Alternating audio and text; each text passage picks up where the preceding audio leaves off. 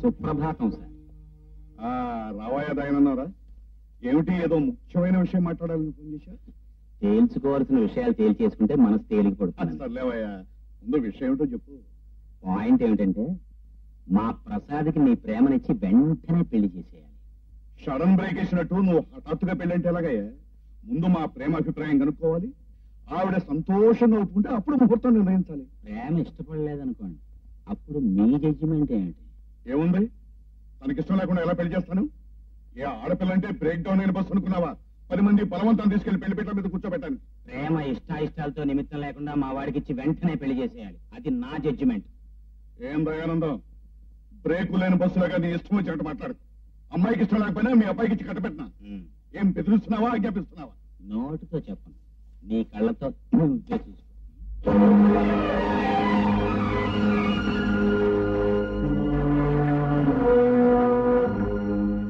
ఇవి ఎప్పుడో బయట పెట్టినావుగా? ఎమర్జెన్సీలో ఏం చేసినా తప్పులేదు. నేను జెంట్లమెన్ని కాబట్టి ఇంతకాలం వాటిని బయట పెట్టి నేను అల్లరి చేయలేదు. కానీ ఇప్పుడు ఈ ఫోటోల్ని వేణుగాడికి చూపించాననుకో, కసితో కక్షతో నిన్ను ముక్కల ముక్కల కింద నరికేస్తాను. అంటే నన్ను బ్లాక్ మెయిల్ చేసి నీ ఇష్టం వచ్చినట్టు ప్రవర్తిద్దాం అనుకుంటున్నావా?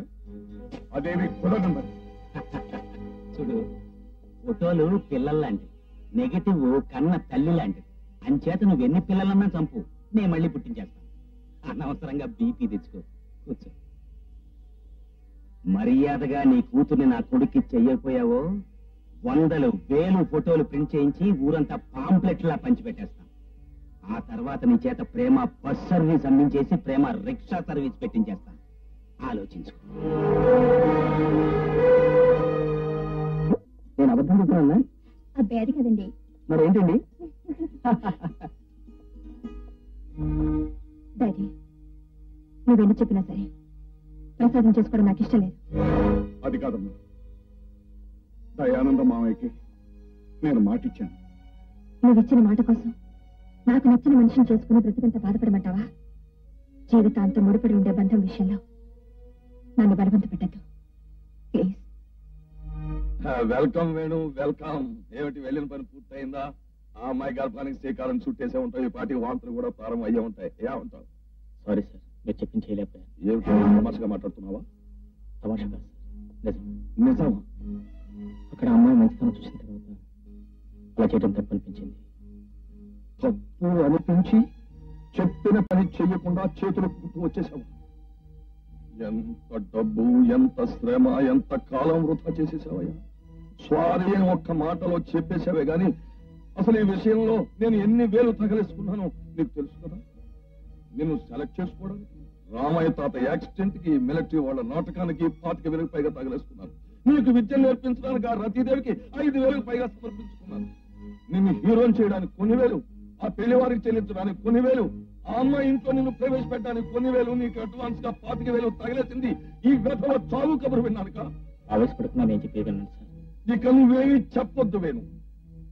నా జీవితాశయాన్ని సర్వనాశనం చేసేసావు. మళ్ళీ ఈ సొమ్ము ఎక్కడ సంపాదించను, నీలాంటి మనిషిని ఎక్కడ సంపాదించను, నా కక్ష ఎలా తీర్చుకో. ఈ జన్మకి ఇక సత్యం కాదు, నేను బ్రతకడమే వ్యర్థం.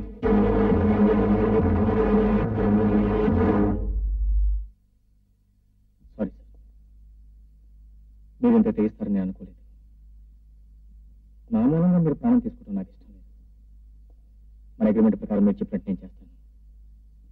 నేను ఇప్పుడు బయలుదేరి వెళ్తున్నాను. మీరు చెప్పిన పని పూర్తి చేసుకుని మళ్ళీ మీ మొహం చూస్తాను.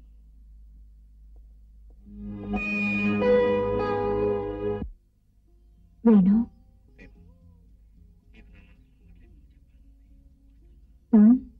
తప్పకుండా వస్తాను. నువ్వు ఎక్కడికి రమ్మన్నా వస్తాను. ఓకే.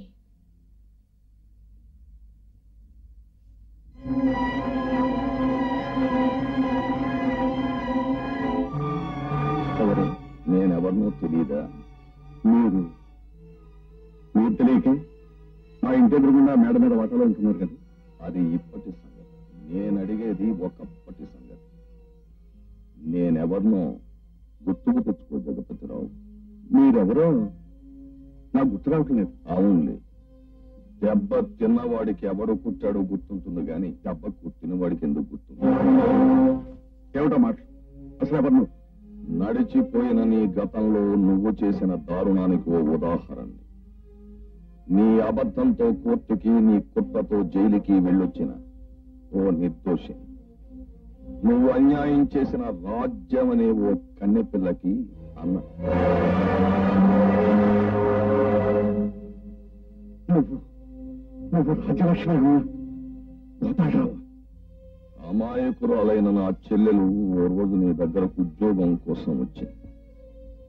నువ్వు మంచి మనిషివని, చాలా పెద్ద మనిషివని నమ్మి తన జీవితాన్ని నాశనం చేసుకుందని నాకు చాలా చాలా ఆలస్యంగా తెలిసింది. ఆ రోజు నాకు ఇంకా బాగా గుర్తుంది.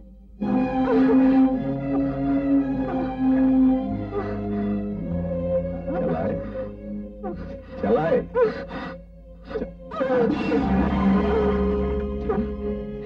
ఏమైందమ్మా? ఏమైంది అమ్మా?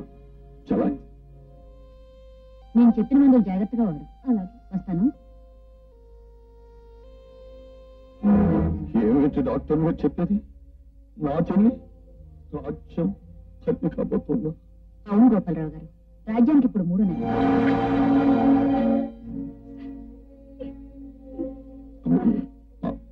అమ్మా రాజ్యం ఏమిటమ్మా? డాక్టర్ గారు చెప్పింది నిజమే? నన్ను క్షమించదయ్యా, నన్ను క్షమించు. అమ్మా రాజ్యం, మనకు కావలసిన వాళ్ళందరి మధ్య నీకు అతి వైభవంగా పెళ్లి జరిపించి నేను అత్తవారింటికి పంపించాలని ఎంతో అనుకున్నాను. అమ్మా నిజం చెప్పు, అతనెవరు? నీకు అతన్ని వచ్చి పెళ్లి జరిపిస్తానమ్మా. ఏమిటా నువ్వు చెప్పేది? నీ చెల్లెల రాజ్యాన్ని నేను పెళ్లి చేసుకోవాలా?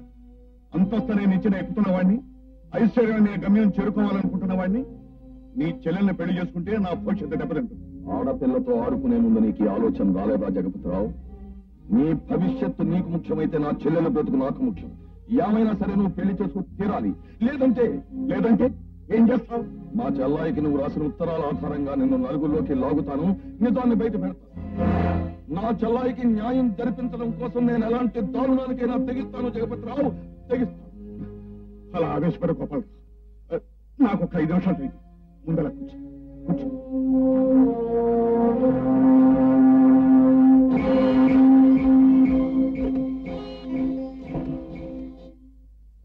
బాబు గారు, అదేమిటి ఏడుస్తున్నాడు? నన్నేమి అడగొద్దు బాబు, నేనేమీ చెప్పలేదు. ఏమైందమ్మా? ఏమైంది? ముఖం మీద బాబు, వదలండి బాబు, వదలండి, వదలండి బాబు, వదలండి. మా బాబు గారి కోసం వచ్చారని కాఫీ తీసుకొస్తే నన్ను బలవంతం చేయబోయాడు దేవుడు. అబద్ధం అండి, నాకే పాపం తెలియదు. షడప్, నువ్వు ఇంకేం చెప్పక్కర్లేదు.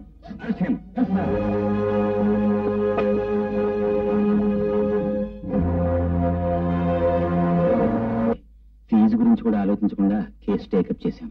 చాలా సంతోషం దయానందంగా.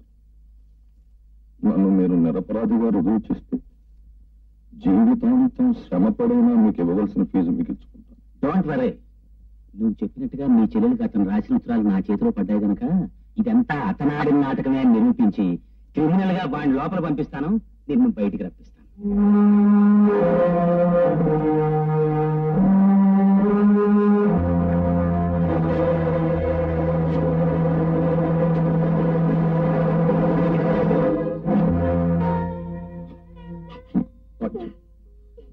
నువ్వు అలా ఏడిస్తే భరించలేదు.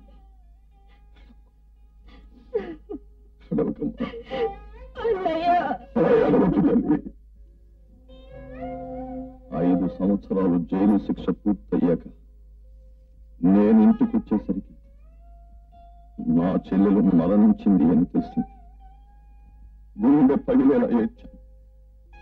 నన్ను నువ్వు జైలుకి పంపించినందుకు నిన్ను నేను క్షమించగలను, కానీ నాకు 6వ ప్రాణం నా తల్లికి ప్రతిరూపమైన నా చెల్లెలి జీవితాన్ని నాశనం చేసినందుకు నిన్ను క్షమించకూడదు, శిక్షించాలి. నేను అనుభవించిన గుండె కోతని, మానసిక క్షోభని నువ్వు అనుభవించాలి. చట్టానికి చెప్పుకోవడానికి దారి లేక, సంఘానికి చెప్పుకోవడానికి నోరు రాక, ఏమి చెయ్యాలో దిక్కు తోచక నువ్వు దారుణంగా కుమిలిపోతే నేను కళ్ళారా చూడాలి. నీకు అలాంటి శిక్ష వెయ్యడానికి అష్ట కష్టాలు పడి రూపాయి చొప్పున పోగేశాను. నా కోరిక తీరే రోజు కోసం ఎదురు చూస్తూ బ్రతుకుతున్నాను. ఈ వేళ నాకు అవకాశం వచ్చింది జగపతిరావు. గొప్పలు, నాకు శిక్ష పడటమే నీ కోరిక అయితే, నేను నరకయాత్ర అనుభవించటమే నీ ఆశయం అయితే, అది ఎప్పుడో నెరవేరింది. నేరస్తుడు చట్టం నుంచి తప్పించుకోగలడేమో కానీ ఆ దైవం నుంచి మాత్రం తప్పించుకోలేడు. ఆ దేవుడు నాకు ఎప్పుడో శిక్ష వేశాడు. నువ్వు చెప్పేది నిజమా? అవును గోపాలరావు, నీ చెల్లెలకు అన్యాయం చేసి నిన్ను జైలుకు పంపించిన తర్వాత ఆ దైవం నాకు పెద్ద శిక్ష వేసింది. అలాగే